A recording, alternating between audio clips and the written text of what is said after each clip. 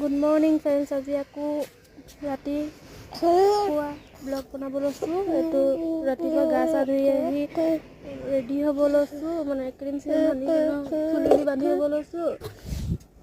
আকৌ চাহ বনাব গৈ আছোঁ।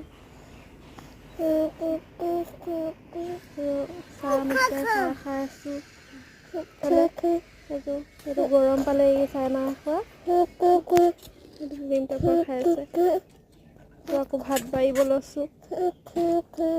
ৰাতিয়ে ভাত আছিলে, ভাত চব্জি আছে, কণী এটা আমলেট কৰিলোঁ। ভাত ৰেডি হৈ গ'ল, খাব লৈছোঁ।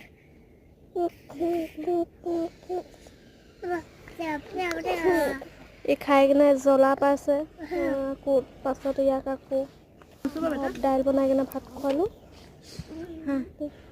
ভাল লাগিলে লাইক কমেণ্ট শ্বেয়াৰ কৰিব দেই।